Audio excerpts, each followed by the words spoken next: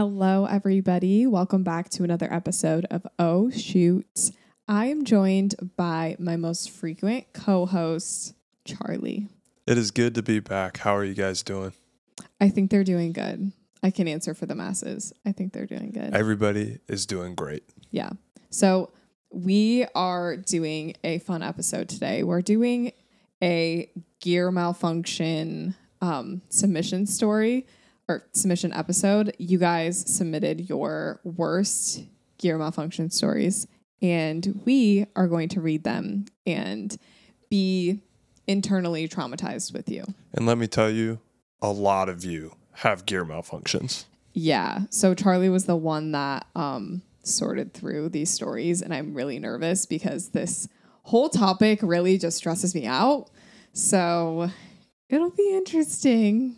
I'm just happy to know that it's not just us that run into these issues. We can all band together and just trauma bond with each other. Yeah, it's true. Also, Charlie, you are terrifying me with your coffee. I feel like you're about to spill it. I'm not going to spill it. Yeah, I know, but could you maybe put it on this table or something? Okay, he's going to drink it. All right. So before we get into the episode, we have a couple of things to recap. Number one, if you're watching us on YouTube, you will notice that me and Charlie are both wearing pink and blue sets. And why is that? Because I dropped merch. Hey-oh, boop, boop, boop, boop. It's been a minute since I did a full merch drop, but yeah, we are currently wearing the Just One More Shot. Yeah, the Just One More Shot sets. So this one is super fun. I think it's kind of a fun little play on words. So I'm wearing the pink set. It's a pink, almost like a bubblegum pink hoodie with red text. And then the shorts say Just One More Shot as well. It makes me think of a strawberry milkshake. Yeah. That's always the goal. And then obviously we've got a little bit more of a blue. Charlie's wearing blue, more, could be masculine, could be feminine, whatever. I definitely honestly, I would honestly wear that blue one as well, but it's just blue with white lettering. The rest of the drop also, obviously is out. I am sipping matcha from one of the cups that is dropping, the editing juice cup. And this one is so cute. It comes with a wooden top, comes with a straw. Oh, that straw came with it? Yeah. Oh, that's really nice. I know, it's really nice. Because it looks just like the other straws that we have, but that's a really nice setup. It came with it. I know, it's literally a little sippy cup. I'm so excited. And there's another cup that dropped. I think potentially a hat if I need to make sure I've got those in stock. But can I say this real quick? Sure. But a hat, and also I'm dropping another hoodie. It is the blue version of the Will Travel for Photos hoodie. It is so cute, so comfy. I have already worn that sweatshirt way more than I had, way more than I should have before taking photos of it. So that's how you know it's a good item, when I literally just want to wear it right when I get the sample instead of saving the sample to take photos. Anyway. Are you going to have to get another exact sample and have a fresh one to do the merch photos in? No, because we're doing the photos tomorrow. So. Oh, nice. Yeah, we have no choice. Cool. Yeah. So the merch is out now. Go grab it. Go grab yourself a set, grab yourself a cup, grab yourself a hat. Go support the pod. We love you guys. Yeah, you said there was a chance you'd be wearing the hat during the set today, but you decided against the hat? I said that? I saw it in your story. I didn't say I was going to wear... What? You said maybe a hat in your story. Yeah. Maybe I'll include a hat in the drop. I said I don't know if it's actually in stock, so I have to check to make sure it is. Sorry. I thought you were referring to recording today. No. Well, I am... Yeah, I might record another episode in the hat because it's just so cute.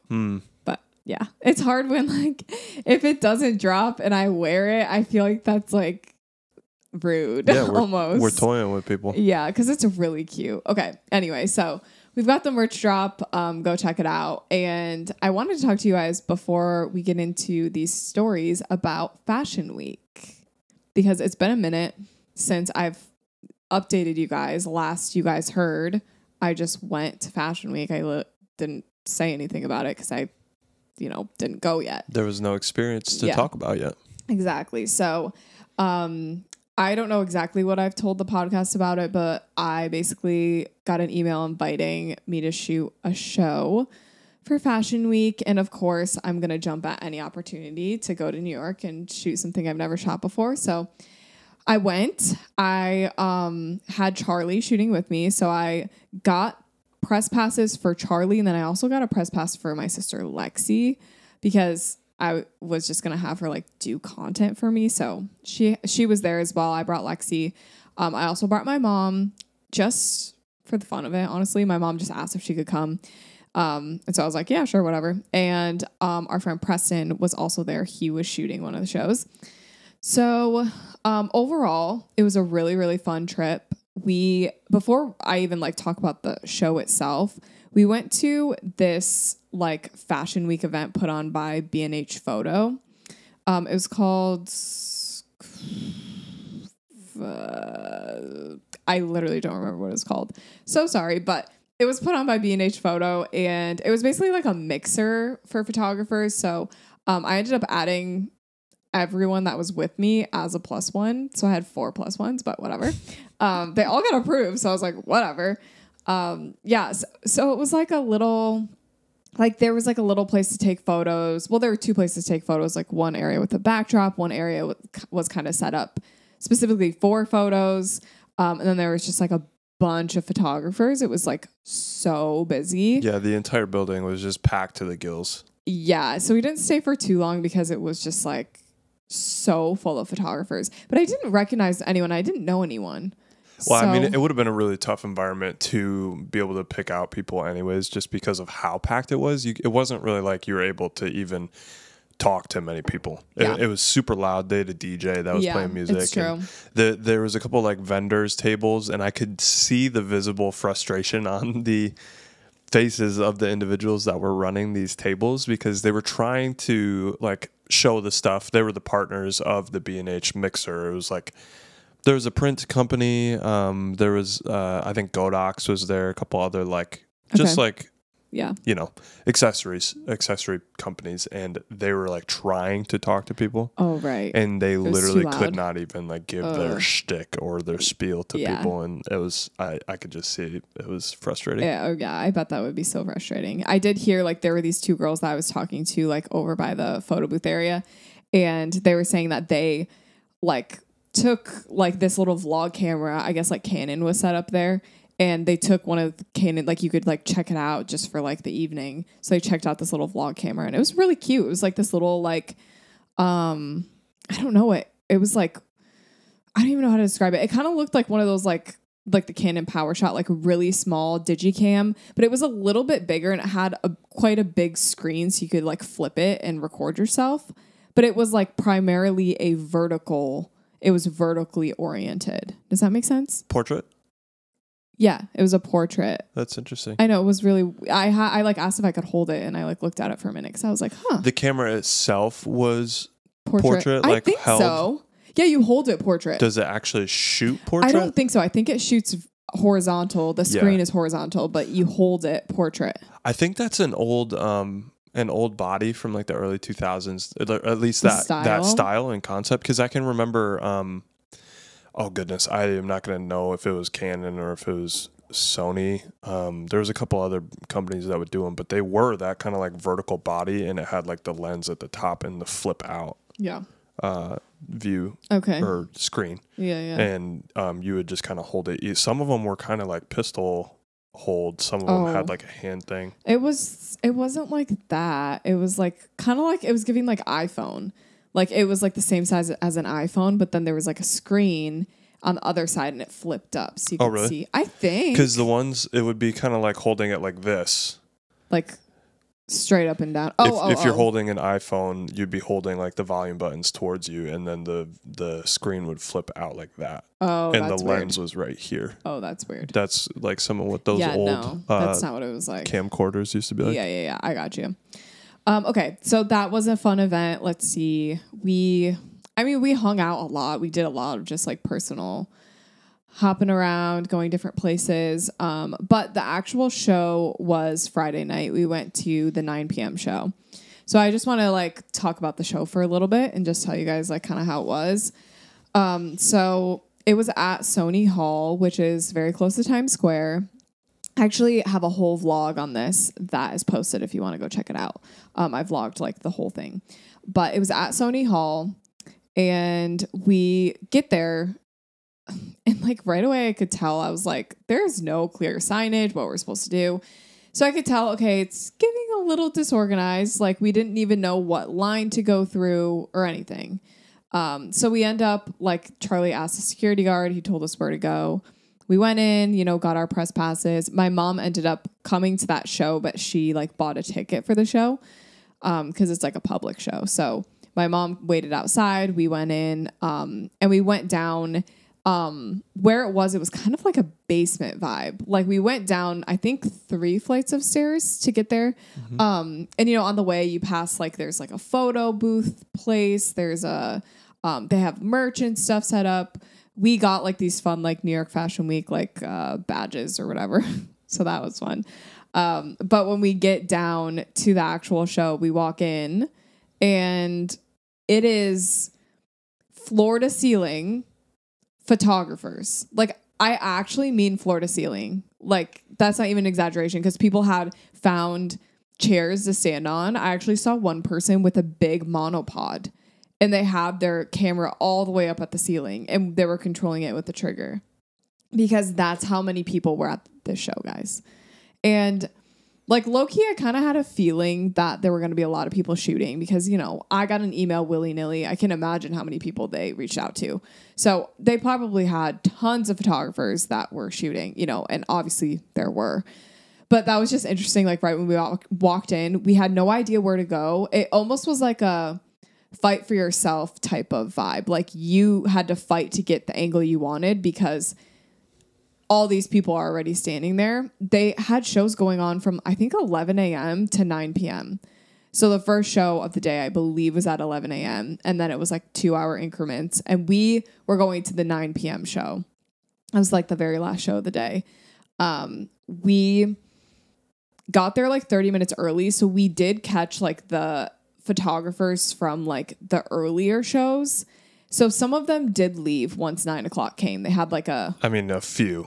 Few. Like a handful of people. Yeah, but enough that a spot did open up for me to go. Yeah. There was a little bit of like an intermission between sets. So there was like a little bit of a window where they brought out some people to do live music and stuff. So yeah, that was like weird. Kind of a random like transition. But some people left. Majority of the people were still holding their spots, but were like grabbing drinks or stuff because there was bartenders going around and like serving people at the same time. So you really, I was opposite side of Cassidy and had to like pretty much wedge my way into a spot. Yeah. And then when I got there, I got into that spot probably 20 minutes ahead of the 9 o'clock set.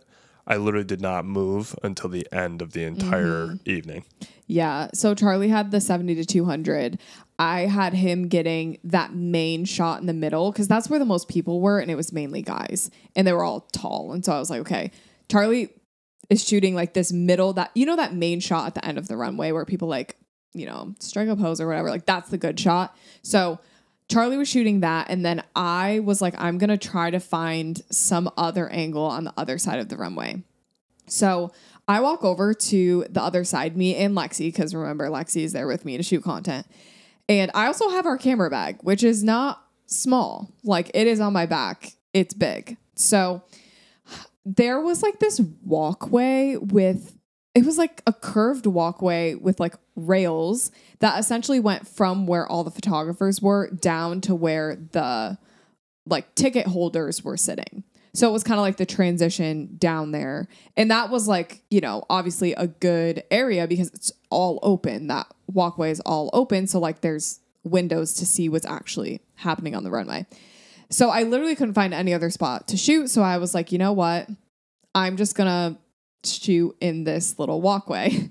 So I literally crouched down and like let people pass me as needed. But like I was shooting in like a walkway basically, which is not ideal at all. And there was a guy sitting on the other side of the railing at basically the front of the runway, like obviously was like some sort of staff or something. And he was like, hey, you can shoot over my shoulder if you want. Like, this is a really good spot. make sure you're not like blocking the aisle, like make sure you don't get yelled at, whatever. And so I was like, thank you so much, whatever. So I'm shooting next to him. And I just get talking to him a little bit. He's so nice. His name's Paul. He's been doing fashion photography for like 10 years. And he's a house photographer is what I learned. So he was like, I guess, hired to do that.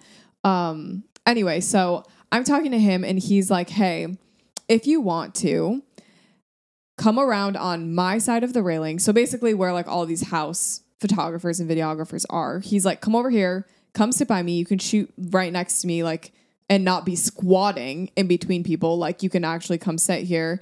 You just have to, that security guard is going to come over to you and say something to you. You just have to like ask him really nicely if you can stay, because there was a spot open. Like it wasn't like I was going to invade anyone's space. So I did it. I went and sat by him.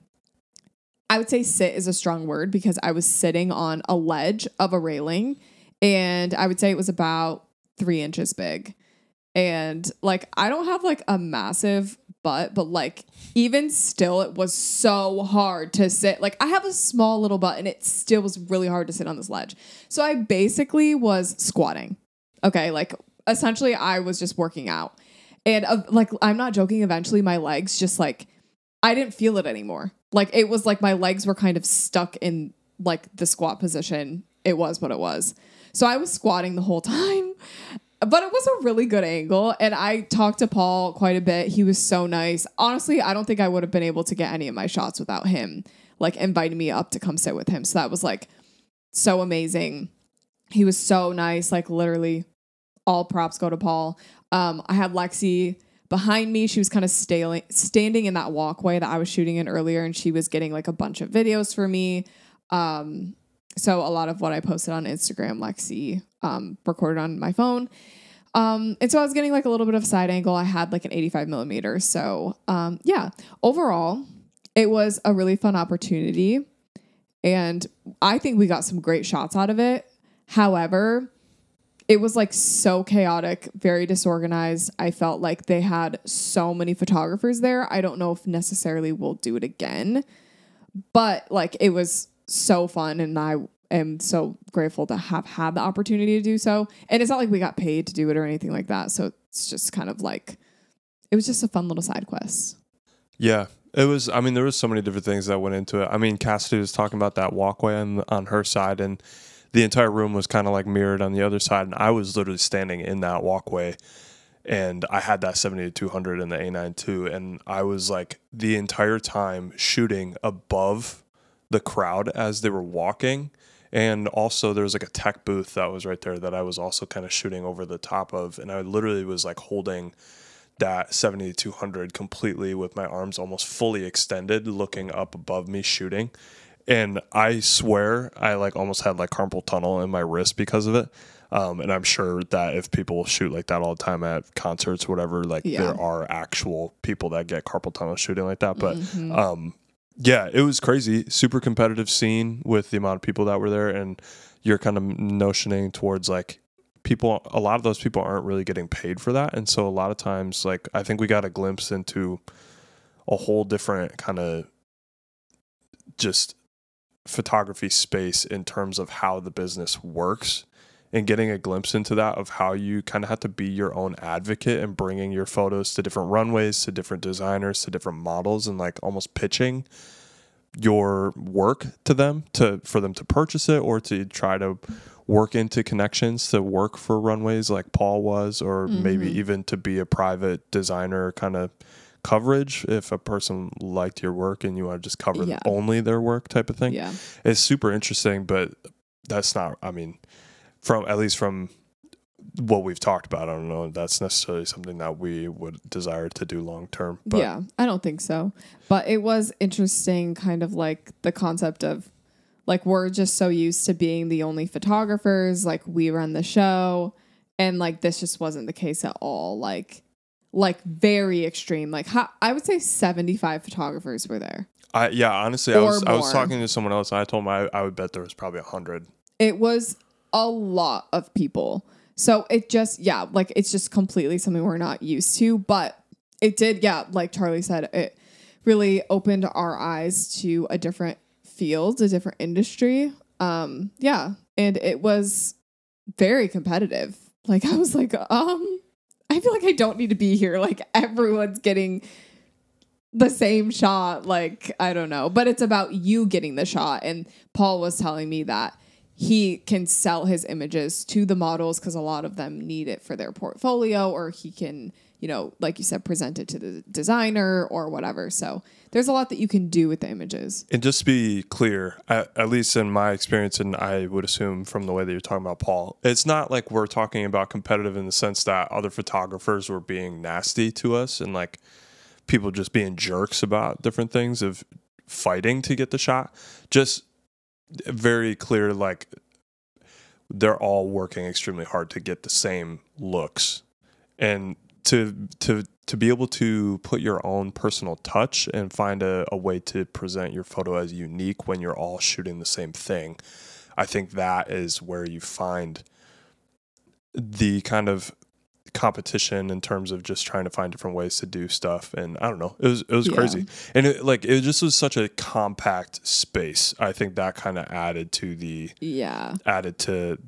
craziness, the feel of the competitiveness. If a runway like reached out to me and was like, hey, can you shoot this show? Like, we've got like a seat for you, and like there's going to be 3 other photographers in like different seats or whatever, I would be like, yes, because if there's a designated spot for me to go, like, and there's other photographers, but like, you know, it's not like 100 other photographers. Like, I think that was like the big thing for me was like, there wasn't really a designated spot for us. And it wasn't like, oh, there's this wide open area we can shoot wherever we want. It was like, no, there's really no place to shoot, you know, like, it's different when if there's 100 photographers, that's fine if it's like a big open field or something like that. But it's like literally a basement with like, there's no really risers or anything. It was just like flat ground.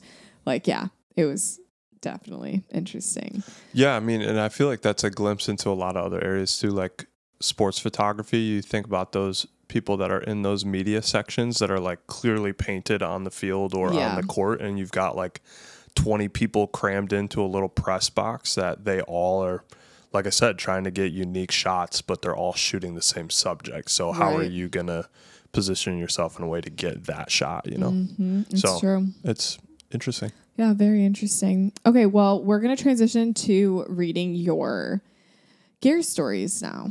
Do you have more to say about Fashion Week? No, I didn't know if you wanted to talk about anything else other than the shoot, but that's okay. No.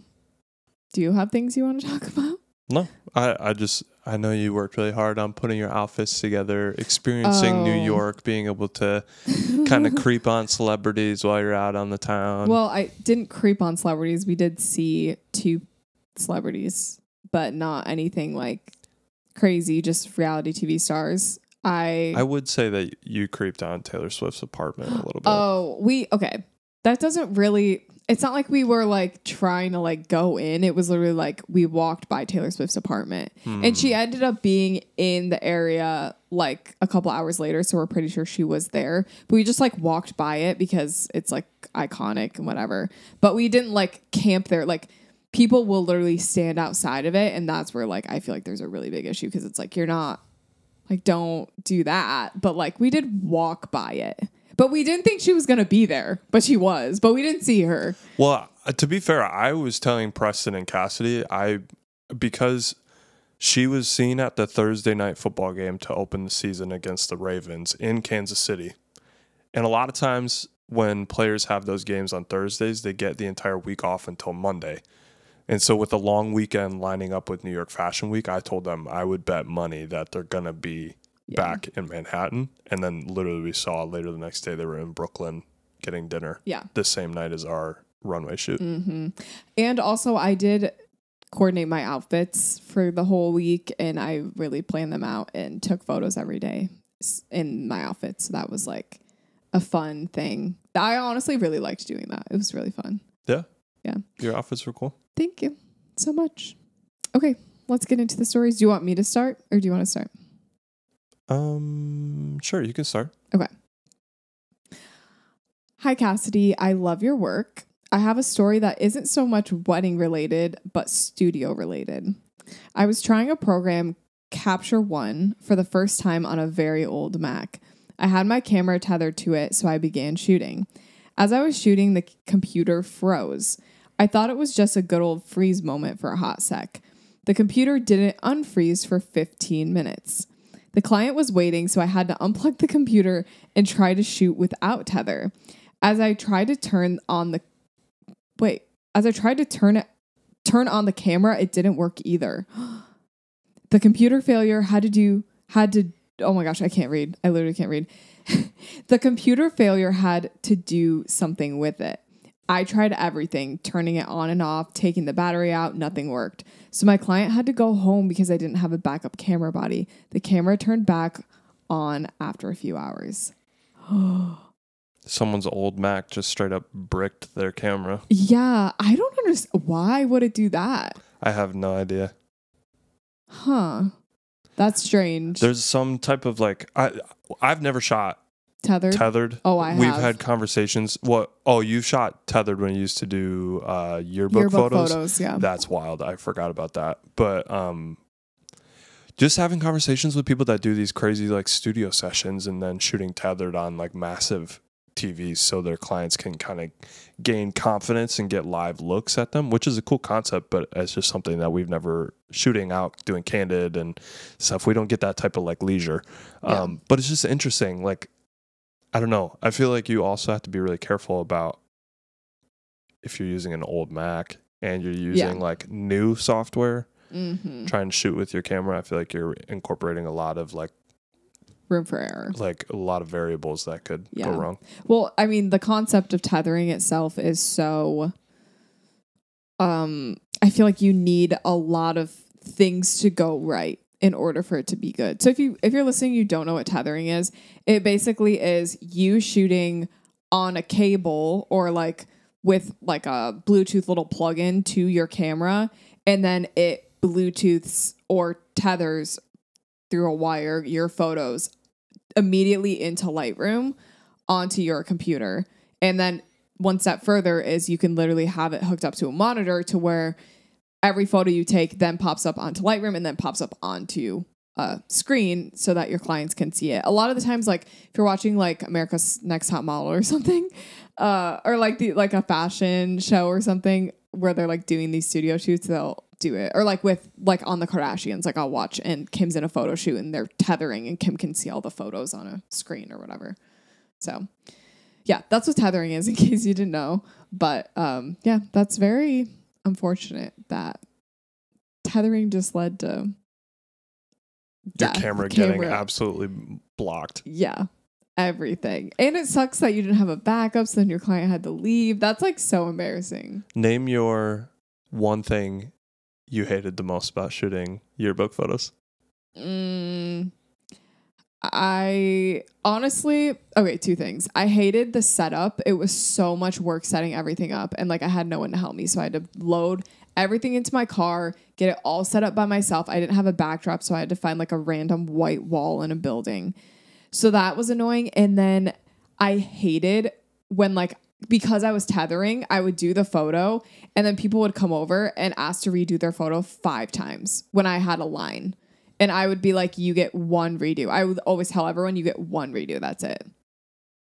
And I know it's kind of like strict, but I was like, I do not care. Like, I do not have the time to go in. And you got a lot of people to get through because you were doing staff too. I was. So it's like student and staff. And then with the people, like I had to go in and rename every file, the person's name, and I had to like see their ID. Otherwise, if I didn't do that, I would have no way to identify who that person was. It was like a really complicated process. I cannot believe I did that.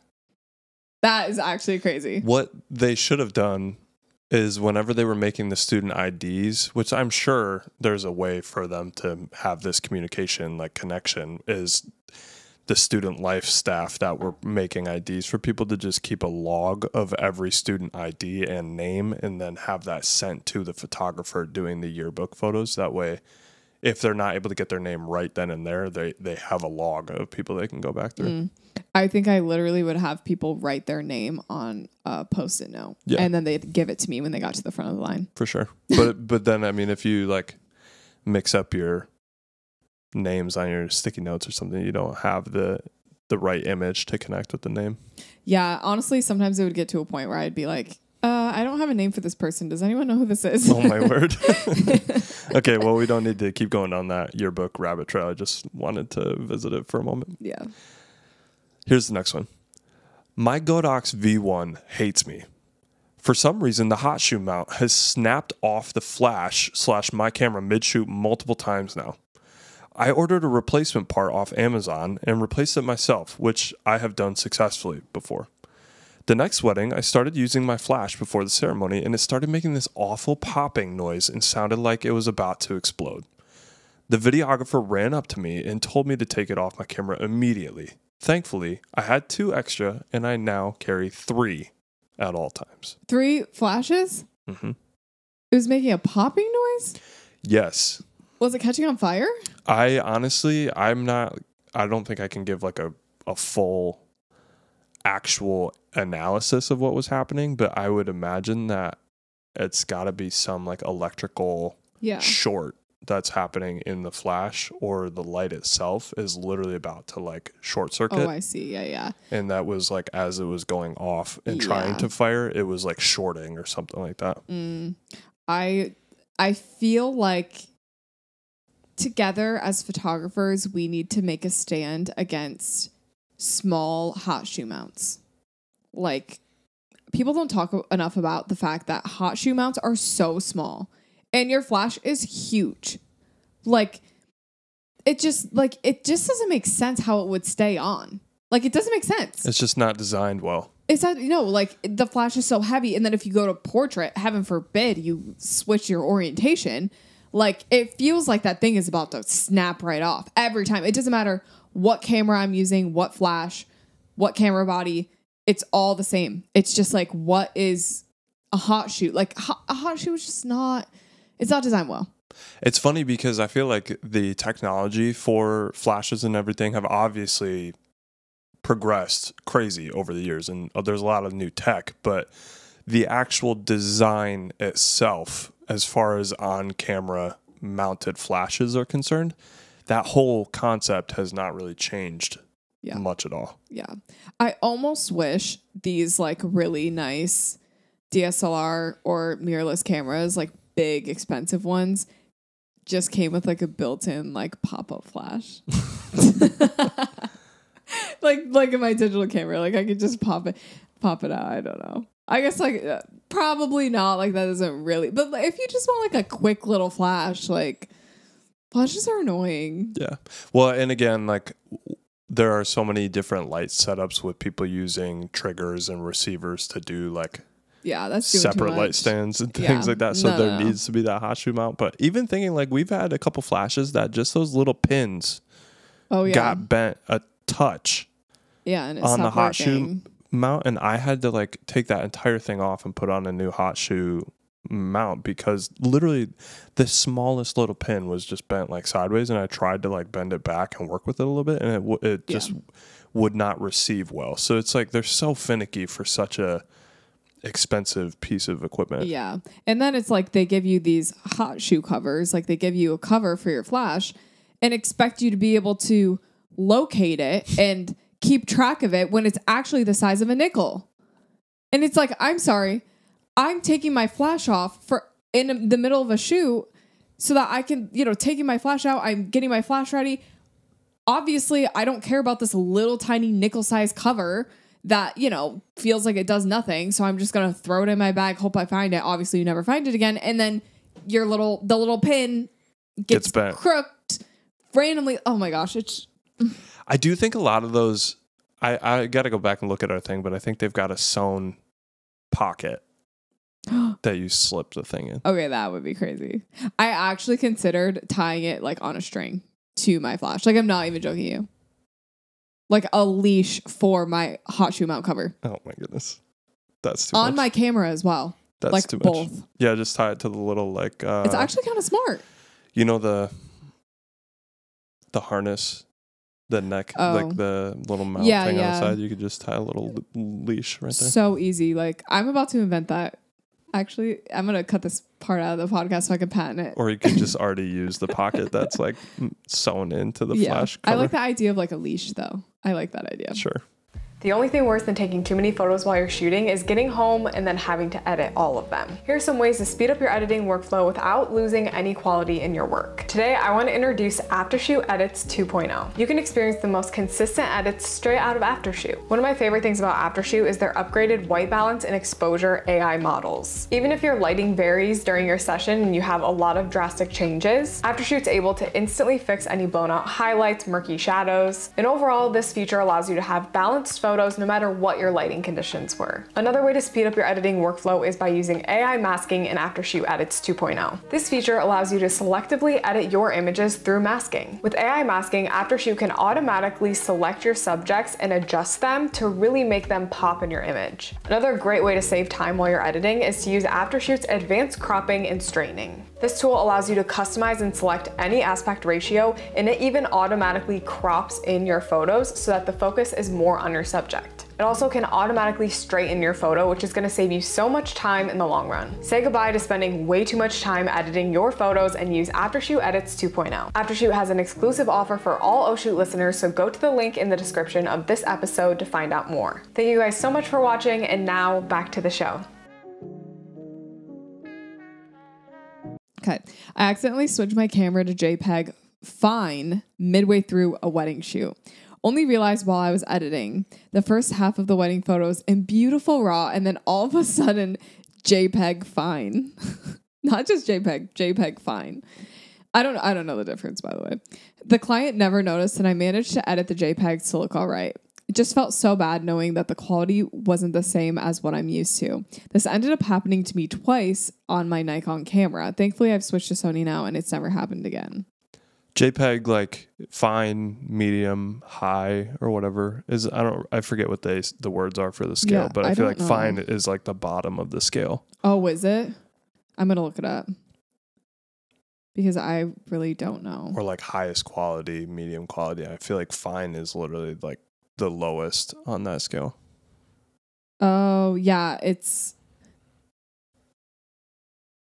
says JPEG fine is a camera setting that produces high quality JPEG images with less compression. This results in larger file sizes than other JPEG settings, but with better image quality. Oh, maybe fine means like that's finest. Probably the best one. Yeah, finest pixels or whatever. Oh, okay. So it sounds like JPEG fine is the highest fine. JPEG. Yeah. Anyway. It's fine. Yeah, like it was fine. What's the issue here? It was fine. No. Like it turned out fine. Oh my word. It's literally fine. Like what's the issue? Ooh, I have this issue on my camera where it, like, you know the issue I'm talking about, where the autofocus. I'm having the hardest time getting this out. Oh, you're talking about giggly. Yeah. So there's like a little like a turn wheel. It's knob. Like a lock knob that you have to have a press to switch. So you know how on every camera you can switch from like manual to automatic on that like little knob thing. Well, on my camera, the A9 II, there's a knob on the other side that goes between autofocus continuous, autofocus single shot, and whatever the other ones are. And like, for some reason, that gets knocked a lot. Even though it's like you have to press a button in and rotate it, it still changes against my will. Like, I think when I put it in my camera bag or whatever, and it'll be on autofocus single shot while I'm doing like some crazy movement stuff. And I'll be like, bro, like, why isn't my focus hitting? This is so weird. Why isn't it tracking my subjects? And literally it'll be like, cannot track subjects in autofocus single shot. And that'll be halfway through a session. And I'm like, cool, this happened to me twice. It's so annoying. Like, autofocus single shot isn't the end of the world. Like, obviously, it still focuses on that first shot. However, my shooting style just really doesn't cater to that. I need continuous autofocus. I wish that little button that was on the top was like a pop lock. Yeah. Instead, it's like just a pop lock and drop. Well, do you know what I'm talking about? Like a click, I do. Like a click release. I was just trying to be funny. And then when you clicked it in, it just locked. And instead, it's just like a pressure turn. Yeah, it's just it's easy to change. I've done it myself a couple times. Yeah, someone get me in the designing booth of a camera, please. Like, someone put me behind the design and I will get it done. No more hot shoes, period. No more knobs. I'm over it. You're basically just going to be handed an iPhone. No, like a brick. Saying. A brick. Yeah, an iPhone. Here's the next one. Not sure if this counts as a fear malfunction, but it has to do with... A gear malfunction, Oh, babe. excuse me. It says fear, but I should have known what they meant. It's called proofreading. Yeah, not sure if this counts as a gear malfunction, but it has but it has to do with lighting, so I'll submit anyways. I'm a photographer and was hired to second shoot a wedding, but closer to the date, my role got shifted to be more of a content creator, shooting BTS style videos on my DSLR. The lead photographer was incredible and brought lighting so we could use it for the dance floor for the content I was shooting. Everything all day was going well until we went to set up the lighting for the dance floor. We had 2 constant lights set up at 2 corners of the floor, one right next to the wedding cake. I had just finished setting them up and went to take videos of the bride and groom entering the reception to cut the cake when the light somehow fell over into the cake as the couple was walking in, and it smashed the whole thing. A beautiful multi-tiered wedding cake destroyed before the couple even got to cut it. I was nowhere near the light, so I assumed it was too top heavy or someone backed into it or something. I felt nauseous and knew there was nothing I could do, but it was still my responsibility since I set the lights up. Wait, they set the lights up? Oh, I forgot. I thought the photographer did. Luckily, the couple was so kind about it and saw the cake, grabbed knives, and cut the cake anyways with smiles on their faces. The lead cute. photographer was also so gracious and reminded me that things happen sometimes. I spent a good chunk of the reception cleaning chocolate cake and white frosting off the lead shooter's lighting and praying to God this would never happen again. The rest of the summer, I held my breath around every wedding cake I saw. Wow. I picture it like a movie, like that slow motion, that light stand falling down and that cake smashing it right down the middle. That is insane. Like, why right next to the cake though? I know that person that set up that light thought to themselves, this could be, should I really be setting this by the cake? Or like had like a brief moment of like, what if this falls on the cake, but set it up anyway? That always happens when something bad happens like that. You always have a thought right before where it's like, this could happen, but I'm just gonna, it probably won't. You literally in this video that I just cut up yesterday of one of the BTS shoots for a couples session you were doing. Yeah. You had them sit down in front of a section on the beach where they like were too close to the water and a huge wave comes up and catches both of them. This is from back in California at Point Doom. And then in the audio of it right afterwards, you're like, I just had a thought to myself that we might be a little bit too close to the water and didn't say a single thing. That's literally what always happens to me. So whenever I've been trying to do where I have a thought and then I actually like act on the thought because it's like, maybe my gut is right. Yeah. Okay, let's go to the next one. Okay. I was at a 4-day event shooting sun up to sundown. I was on the last day of the event, which happened to be the biggest one. We had a mechanical bull, catered food, giant slip and slide, field games, and to finish it off, we had a private concert from the band, the National Parks. There's a bunch of eye emojis. I don't know who that is, though. I might be outing myself by saying that, but that's what was happening. 5 minutes before the concert starts, my shutter on my camera broke. Black lines across every photo, and then my camera just stopped working and would give me an error code. Luckily, I had another camera I could use, but it wasn't as good as my main body. And I couldn't believe that pivotal moment of this event was happening and my camera shutter decided to break. Sent it into Canon and got it fixed, but I will never not have a backup camera now. Never not have a good backup camera now. That's insane. Shutters and exploding at the wrong time. It's like cameras know when you need them to work and they choose not to. It's a Canon event. That's actually really funny. That's actually really funny. Also, one of the first times that I've read someone with a Canon camera having their shutter explode. Usually it's Sony's. Yeah, that's crazy. I'm sure any DSLR or camera that's far enough into its shutter life is going to run the risk of exploding their shutter, but it was a known issue with a lot of the early Sonys. Next one. Mm-hmm. This isn't a malfunction, but I had just grouped everyone up for a big group shot, about 70 people in front of a gorgeous barn. Gorgeous barn? Gorgeous barn? Are we sure? Is that your opinion, or does it say that? That's my opinion. Oh, okay. To get the barn in full shot, I needed to cross the road. As I was crossing, my camera fell out of my holster and bounced across the road in front of every single wedding guest. Not the bounce. It was followed by a lot of gasps and cheering. I was mortified and don't know how I carried on shooting the group as if nothing happened. The rest of the day, every guest asked me how my camera was. My answer was, at least I had insurance. Yeah. And hopefully the photos were okay. I've heard that if you drop your camera, sometimes like the SD cards get messed up. I was going to say they literally can corrupt. Yeah. Okay, speaking of dropping your camera and something bouncing across the road. I was on my walk today and I was like, obviously walking on the sidewalk, and I had to pick up Appa's poop. He like pooped, whatever. And I had put my phone in my pocket, but it like didn't go in my pocket all the way. But I was like, whatever, like I just need to pick up this poop. So I pick up his poop and I keep walking afterwards. And I'm walking. And then all of a sudden my like music or my podcast like starts like crackling and static. And then all of a sudden it stops. And I'm like, what the? And I reach in my pocket. My phone's not there. So I'm like, cool. And I turn around. It's a long sidewalk. I look and I see my phone on the sidewalk. And I'm like, oh my gosh, my phone is all the way back there. So I start walking. Oh, the driveway that's connected to the sidewalk where my phone is, I see a car turn on and start to back out right next to my phone. And I'm like, I cannot see if it is on the driveway or not. Am I about to witness my phone get run over in front of me? Because they were like going fast. I couldn't see.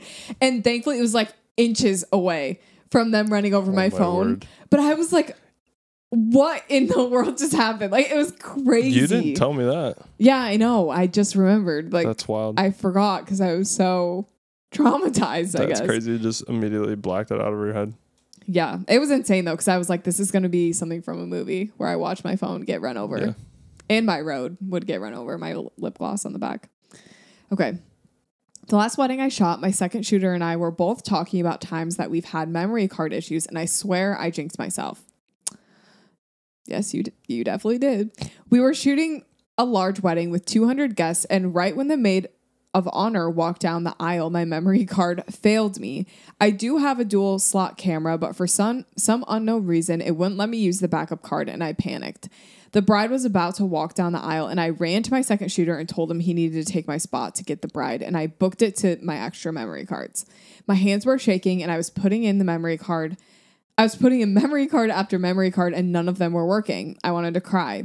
I still don't fully understand the issue with my camera, but once I took out both cards and put a new card in, it worked and the bride entered.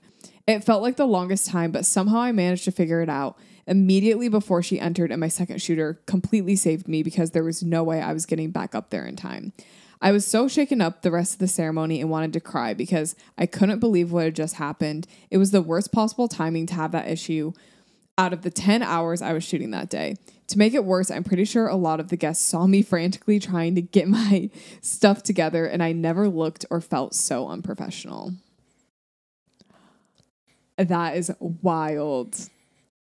Like, when it comes to the SD card thing, sometimes if I have my camera set to simultaneously record on both cards, if I take one card out, it will not let me take a photo.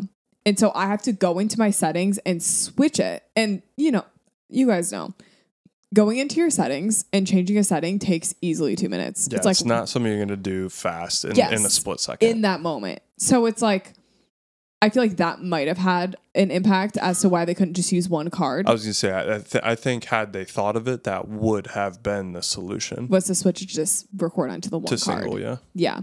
But I'm very glad that this person got everything worked out. And it just shows like having a second shooter is so important. And Charlie's like me, when I shoot weddings by myself, I always have a second camera like ready to go with a battery. All the SD cards are good to go by my stuff in case something does happen to my camera in the middle of something like that. I can literally just grab my other camera and just go.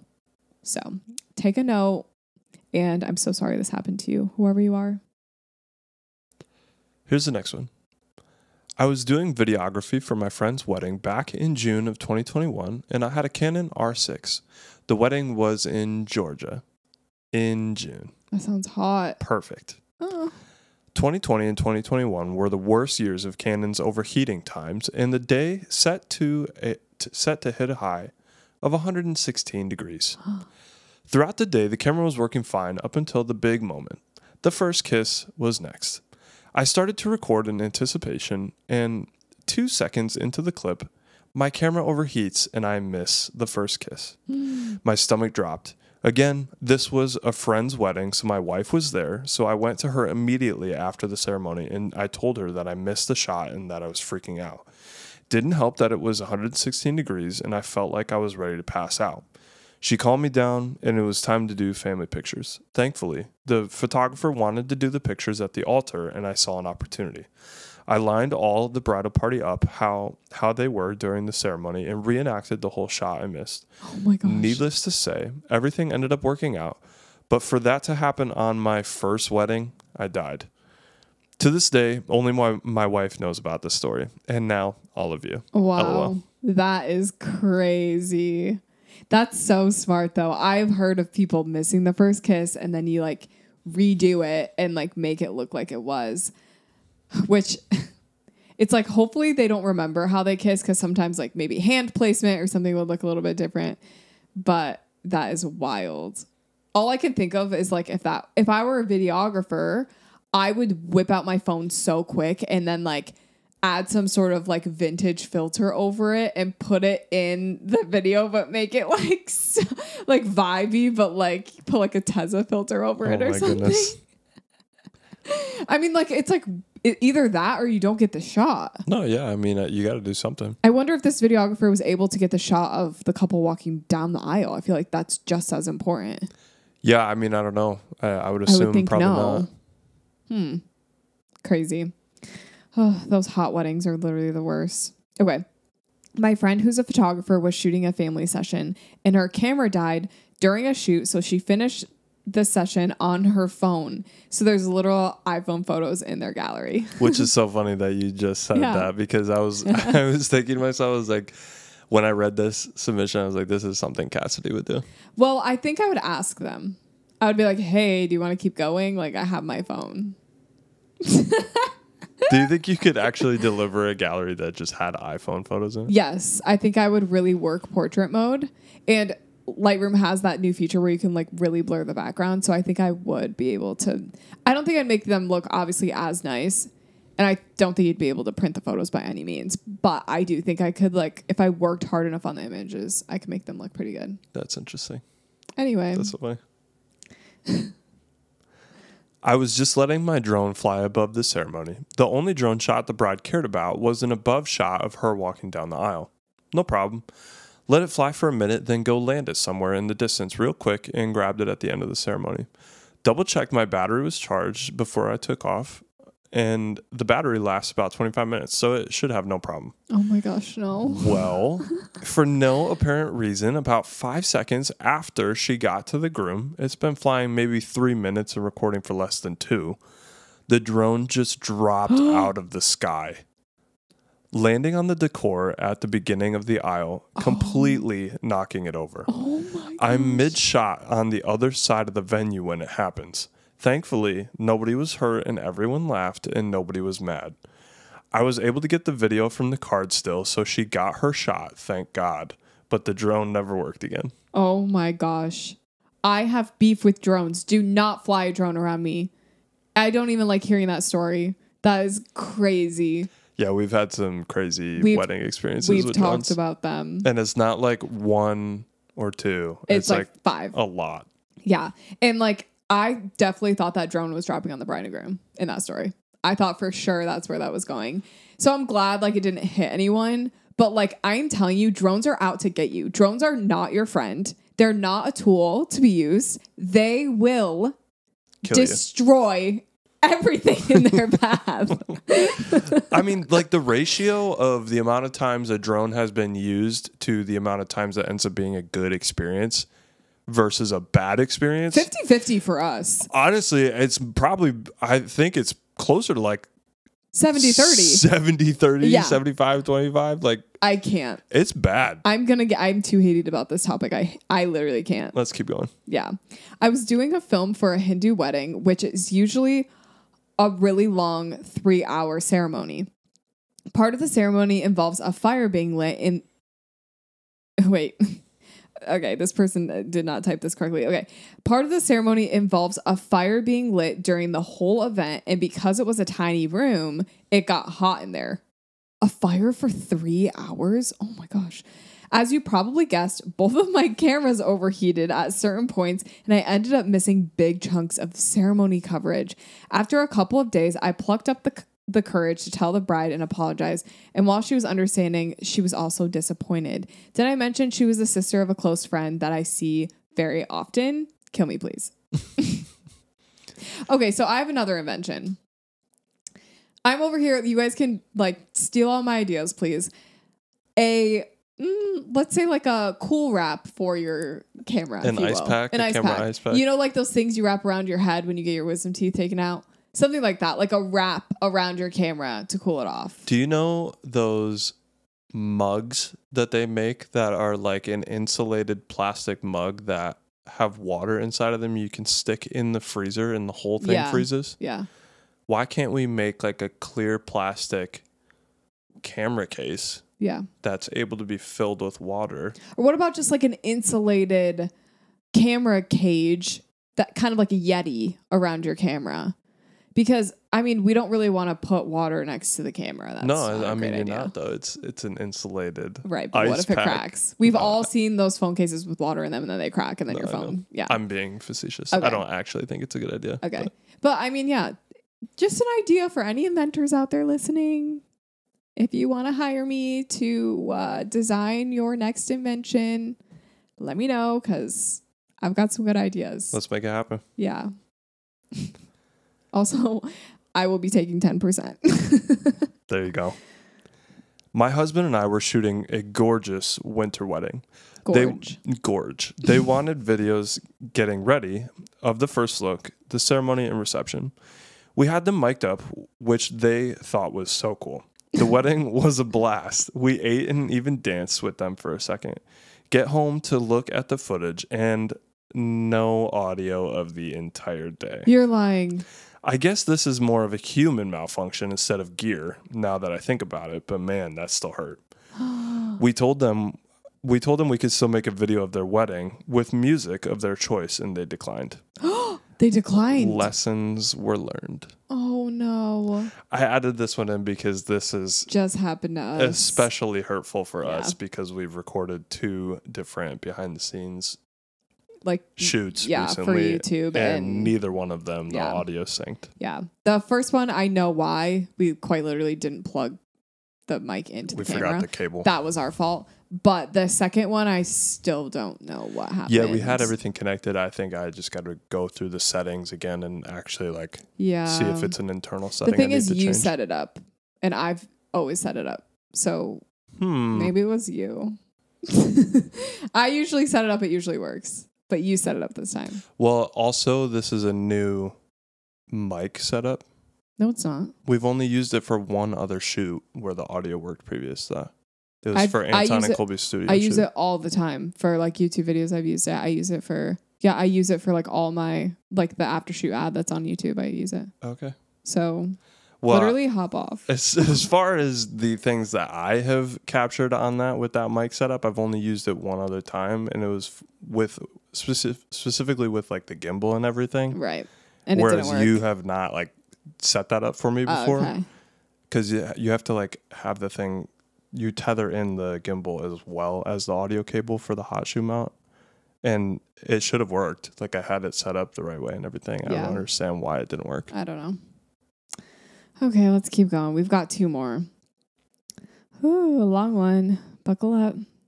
3 days ago, my photographer nightmare came true. My camera got taken out by a wave. Here's how it all went down.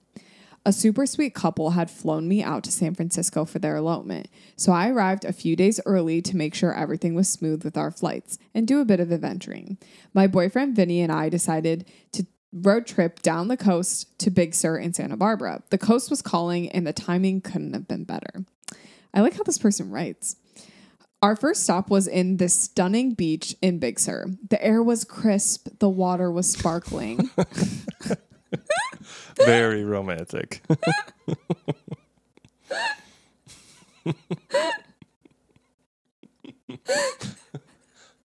I'm sorry. Oh, okay. I'm gonna cry. Naturally, I was down on the sand picking seashells and sea glass. Just one of those magical moments. I wanted to capture it on film, so I set my boyfriend up to take a shot of me collecting the sea glass. I framed the picture for him perfectly, then put my Canon R6 II next to me, just out of the usual wave zone, or so I thought. Oh no. As Vinny was getting ready to take the shot, out of nowhere, this giant wave came rushing up the shore, completely engulfing me and my camera. It was massive, way bigger than any wave that had come in before, and it hit at the absolute worst moment. Salt water drenched my camera. In the kicker, he didn't even get the shot.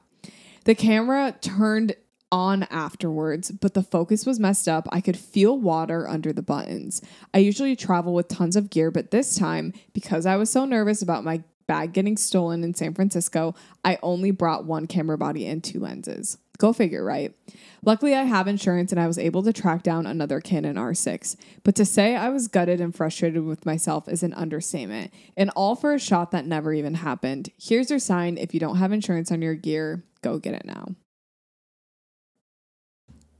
That's crazy. Like, putting it just out of reach of the waves.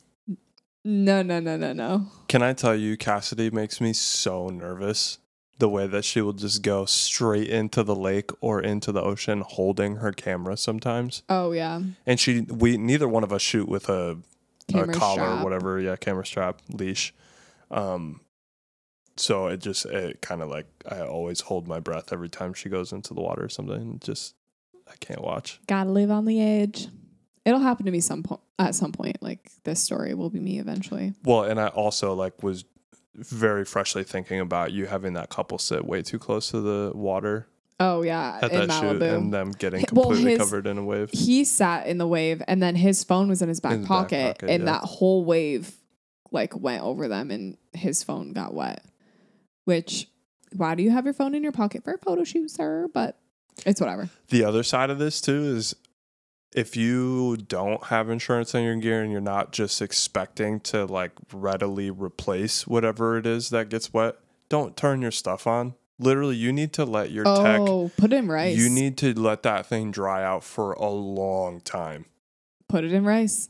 Salt water is way worse because that salt will get into stuff and just screw up all the electronics. But if it's fresh water, you can usually, I'm not trying to recommend anybody go baptize their electronics and see if it works, but you can usually get away with fresh water getting stuff wet if you let it sit for a long time and completely dry out before you ever turn it back on, because it's when you try to turn it back on too early is when all the electronics that are wet, they short. Right. I have a question for this person. Did you put it in rice? Have you tried putting it in rice? Just a thought. I mean, it's too far gone at this point. I'm sure rice would fix it. Rice literally fixes everything. But literally just put it in rice. Yeah, you should open up your camera body and right where that sensor is. Pack a bunch of rice right on that sensor, and then the backside of your lens mount too, and then see if you can get your lens to lock back with in. rice, because you want rice always in your camera. Yes. Right. Okay, we've got one last story for you guys. Hope you guys have liked this episode so far. Hopefully you're not too traumatized. I'm having a hard time reading through these. A small piece of me breaks off and dies every time I read these. The drama. It was one of my first weddings, and I was up on Mackinac Island for an elopement. I had just upgraded to the Canon R6 and was so excited to use such a nice camera for the elopement. It was working perfectly, and then 30 seconds before the first kiss, it tells me, busy, and won't let me take any photos. Like, what are you busy doing?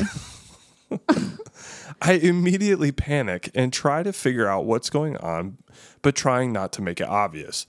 The camera wouldn't even let me turn it off. It just stayed frozen and continued to say, busy. Well, of course, the first kiss came and I just pretended to take photos, even though I didn't get a single one. No. It wasn't until after the ceremony was over that I finally thought to take the battery out and put it back in, and that finally fixed it.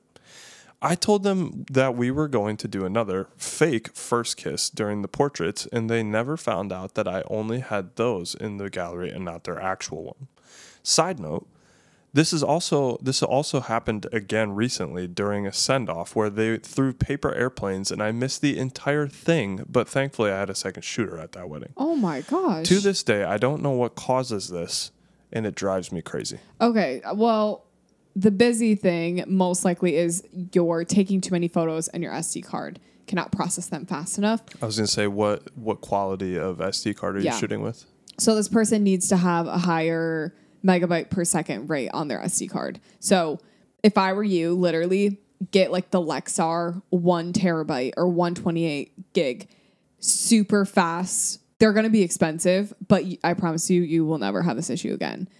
Because what that is your camera is busy. Like, it's not lying to you. She's working hard trying to process all the photos that you're taking, because if you're shooting in RAW, sometimes your card can't keep up with it. Yeah, trying to code to the SD card. Yeah.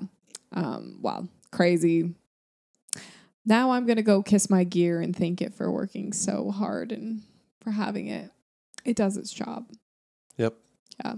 Well, guys, thank you so much for listening to today's episode. I hope you guys liked it, and we will be back next week for another episode. Have a great rest of your day.